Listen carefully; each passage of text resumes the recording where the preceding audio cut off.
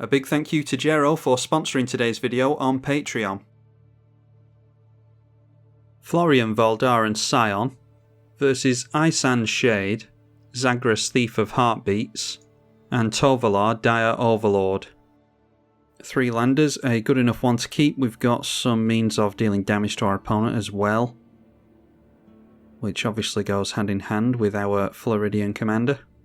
Just lands from everyone to start off with, and before the mono black player takes his turn, he casts a Vampiric Tutor, ready to draw into whatever he goes for here. Then during his turn drops another land, and it is Thaumatic Compass. That is the one that flips around into a Maze of Ith. Actually didn't have a turn 2 play, so that's really good. A Talisman, drawn into, will drop a land, play the Talisman. And then it's just another land from the Werewolf player. A Mana Crypt has come down from the Rakdos player. And then they go in for the Charcoal Diamond. And pass the turn at that, so they don't actually make use of the Mana Crypt, so I wonder if it was worth actually playing that or not. Maybe worried about wheels, there are a couple of red players at the table. Thaumatic Compass being activated by the black player. And it's more mass life loss for us in Grey Merchant of Asphodel. That is a late game card really, so we'll hold on to that for now. We'll try and get some burn and card advantage on our opponents with Sim Prodder. And the first spell of the game comes from Tovalar.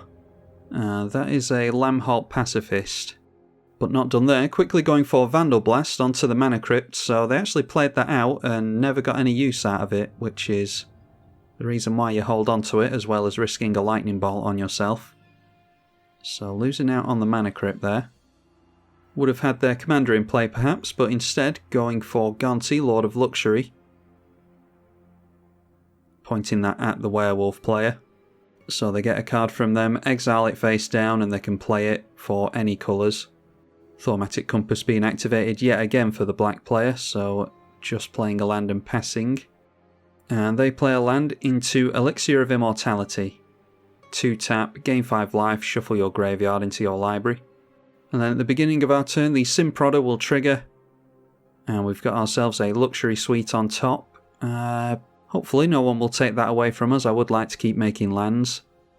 Okay, but the Werewolf player did decide to get rid of the Luxury Suite for us, so we'll see what we draw into instead. Well, I don't mind getting into that Deflecting Swat, although I would really have liked that land there. But we can still go for our commander, so let's get Florian into play. And then the Sim Prodder can go in towards the black player. They are wide open, although we do have Menace on the Sim Prodder, so we could go in at anyone here.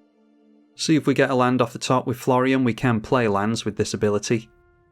And that's unfortunate, can't do anything there. There is a Demonic Tutor, a Mind Stone, and a Murderous Rider. So I think we will bank the Demonic Tutor for now. Oh, actually, it doesn't work like Gonti, does it? Yeah, that goes into exile there. Yeah, I had it in my head that we can bank it like Gonti does, but we've only got that ability until the end of the turn, so should have gone for something else other than Demonic Tutor there. Oh well. Mayor of Averbrook to buff the humans and the wolves. Master of the Wild Hunt from Gonti, so we know what Gonti stole away from them now. They'll incrementally gain advantage from that, as well as have a little bit of removal with legs. Thaumatic Compass yet again from this black player. Playing the slow game and throwing down a Nim Deathmantle as well. Sim Prodder this time revealing a Toxic Deluge. I wouldn't have thought anyone would give us that. Alright, but surprisingly they do let us draw into that. We get into Mana Crypt as well. So it seems as though they're willing to dump lands in our graveyard, but maybe not take any life to the Sim Prodder. Either way, we get a board wipe for later on, so that's fine by me. Still haven't made a land this turn though. So in that case, we'll turn the Sim Prodder in towards the mono black player, who is still wide open over there. And that will be 3 damage that Florian sees, so we'll look at the top 3 cards here, and there is a land for us. Also got Combustible Gearhulk and the Wayfarer's Bauble as well. But we have to be making our lands here, so we will exile the land. It's really, really good that we can play lands with this ability. Makes it relevant in the early game. Get down the Mana Crypt as well. And then as much as I'd love to throw down Villis, We're just 1 mana shy at the moment, unfortunately. So I think we're holding up Deflecting Swat and Bedevil. That werewolf player struggling on mana, but getting down their Tovolar anyway.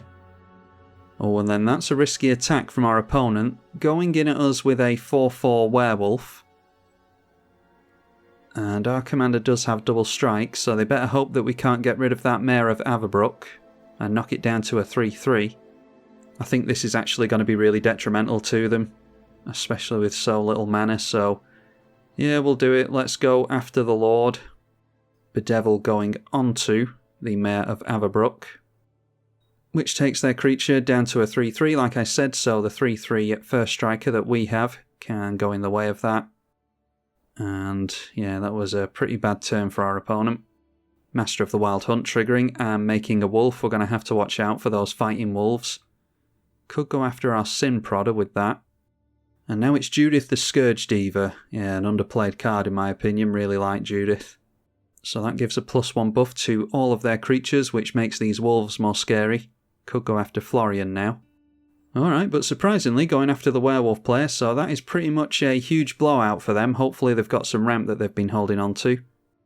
So the wolf trading with the werewolf commander.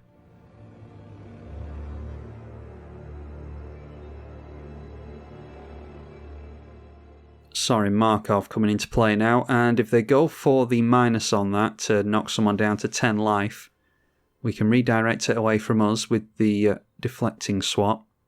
But instead going for the plus, draining our Devil by 2. So we'll go for Deflecting Swat. This can get rid of the Judith, I think.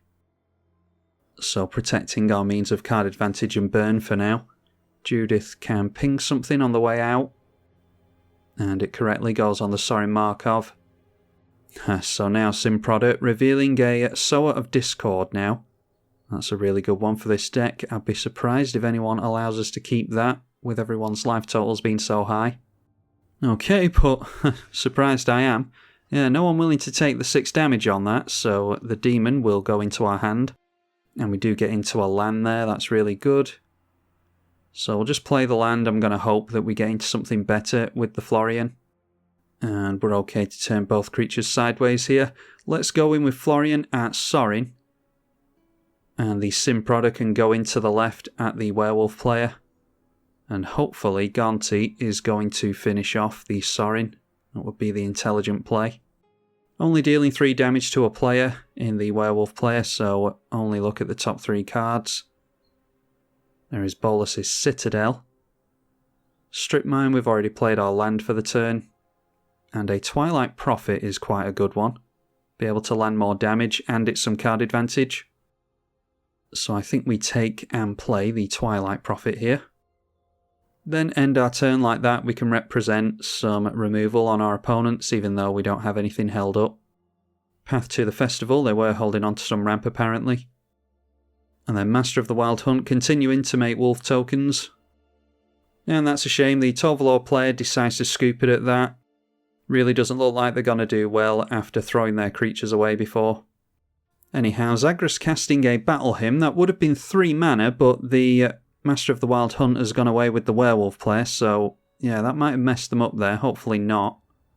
They would have had 3 mana there as opposed to 2.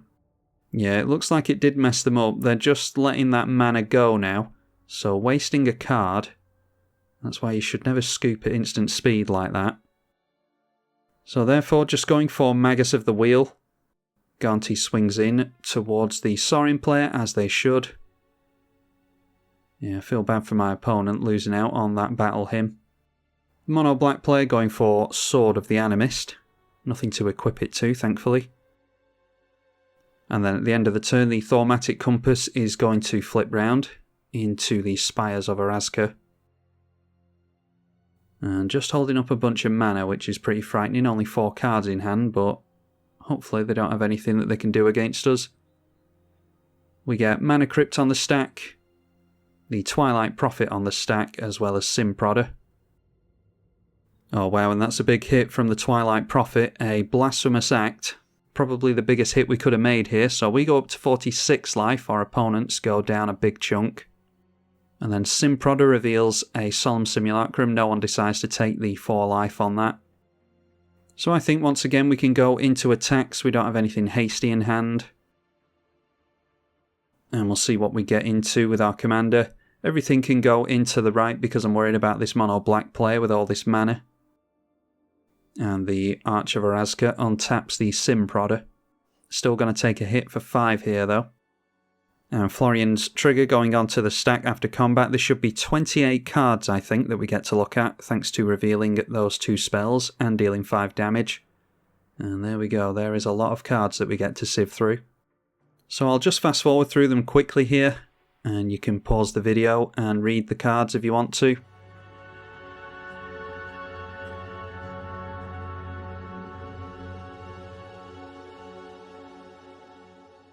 As for the card that I want to choose, I think it will be Loyal Subordinate. It's pretty fragile as a creature. We're in board wipe territory here, so probably not the wisest choice, but I'm going to keep my opponent from wheeling with their creature anyway, so maybe they won't get into a board wipe.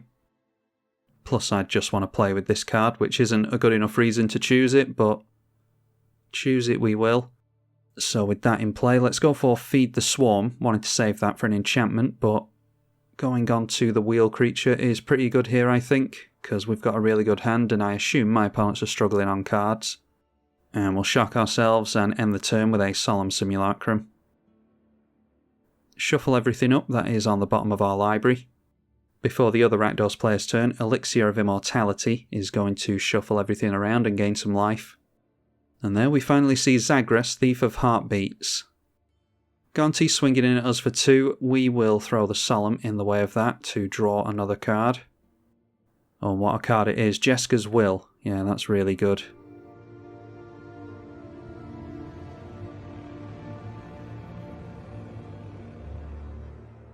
Now finally seeing the black player's commander, Ice and Shade. And they recast the Elixir of Immortality. Must have drawn into it again straight away.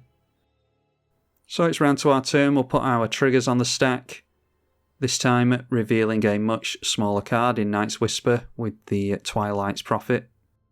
Oh, and the Sim Prodder revealing Fire Covenant, that would be a good idea to take the Lightning Bolt on that. Unless you want to lose your creatures, and someone did.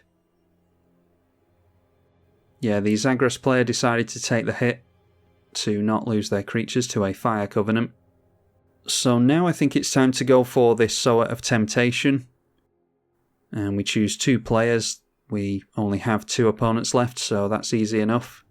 So whenever we deal damage to one of our opponents now, it will be reflected onto the other as well, which obviously means more cards that we look at with our commander. Beginning of the turn, Loyal Subordinate will trigger, so that is 6 more cards that we'll get to look at, 3 life to each of our opponents. The Subordinate has Menace, so that can go into the right. Twilight Prophet to the right, and the Sim Prodder can go in at the right as well. Too many death touches in the way in the other direction.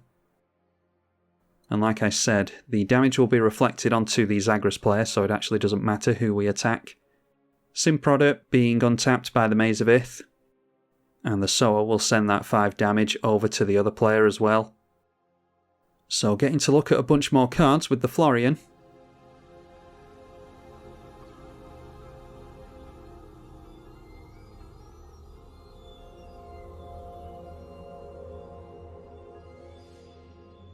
And I think Relentless Assault is a pretty good idea, so let's go for an extra combat step with the Relentless Assault. Got exactly 4 mana for that. Untaps our creatures that attack this turn. And then we'll go in with exactly the same creatures in exactly the same direction. Once again, Sower of Discord is going to send that damage over in the other direction.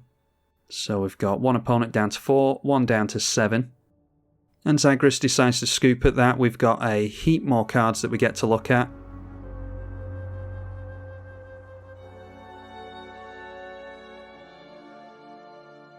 And we actually haven't made a land yet, so let's go after the Cabal Coffers. We do have Urborg in play.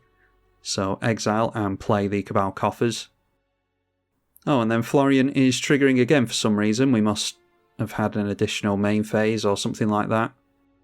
Alright, we'll go for pretty much the only thing we can in all that. I think this is a foregone conclusion for the most part, so we'll just go Wayfarer's Bauble. And we can cast that for a single black mana thanks to Cabal Coffers, tapping for black. Discard the Rakdos Signet at the end of the turn. Alright, there's a Wasteland from the black player, can get rid of Cabal Coffers. And hard casting Lord of the Void, yep, that isn't going to do anything for them. So it's triggers on the stack, giving us a Terror of the Peaks, they don't have a choice. The Twilight Prophet just reveals a land, so not taking any life to that. And we draw into Tectonic Giant, which would be a lightning bolt to each opponent when it attacks. So in that case, just to save triggers on attacking and all that stuff, we'll go for the Grey Merchant of Asphodel, and that should be enough.